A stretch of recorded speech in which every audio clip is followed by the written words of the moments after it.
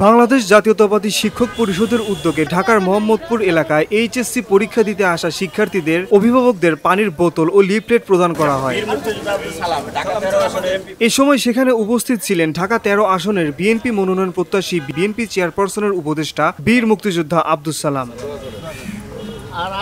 এ সময় তিনি অভিভাবকদের মাঝে বিএনপির বার্তা পৌঁছে দেন এবং ঢাকা ১৩ আসনকে শিক্ষা বান্ধব এলাকা হিসেবে গড়ে তোলার প্রতিশ্রুতি দেন।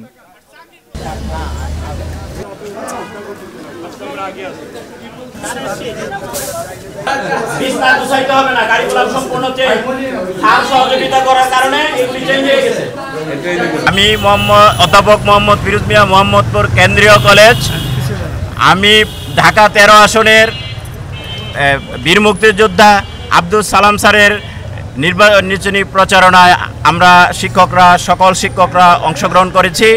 আমরা চাই যে বীর মুক্তিযোদ্ধা আব্দুস সালাম ঢাকা ১৩ আসন মোহাম্মদপুর আদাবর শেরেবাংলা নগরের জনগণের স্বার্থে উনি নিবেদিত এবং জনগণের উন্নয়নের এলাকার উন্নয়নের জন্য উনি নিবেদিত প্রাণ। উনি একজন বিশিষ্ট শিক্ষাবিদ, শিক্ষানুরাগী, ক্রীড়া সংগঠক, সাংস্কৃতিক ব্যক্তিত্ব, বর্ষিয়ান রাজনীতিবিদ। আমরা ওনাকে ঢাকা ১৩ আসনের এমপি হিসেবে আমরা দেখতে চাই। আমি ঢাকা শিক্ষক কর্মচারী ঐক্য জোটের ঢাকা মহানগর উত্তরের সভাপতি হিসাবে আমি সালাম স্যারকে অত্যন্ত ভদ্র, নম্র, বিনয়ী এবং জনগণের নিবেদিত প্রাণ ওনাকে আমরা আহ্বান করেছি। অভিভাবক যারা ২০২৫ সালের এইচএসসি পরীক্ষার্থীদের বাবা মাদেরকে আমরা বলেছি আপনারা ধানের শেষে ভোট দেবেন। আব্দুস সালাম ভাইয়ের পক্ষে ঢাকা ১৩ আসনে নির্বাচনী প্রচারণায় লিফলেট বিতরণ করছি বিভিন্ন কেন্দ্রে।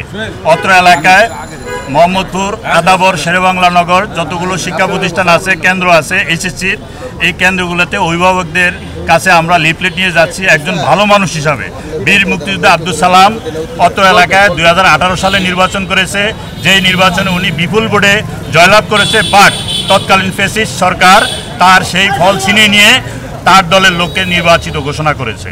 এ সময় তিনি অভিভাবকদের সাথে শিক্ষার উন্নয়ন বিষয়ক বিভিন্ন বিষয়ে পরামর্শ আদান প্রদান করেন।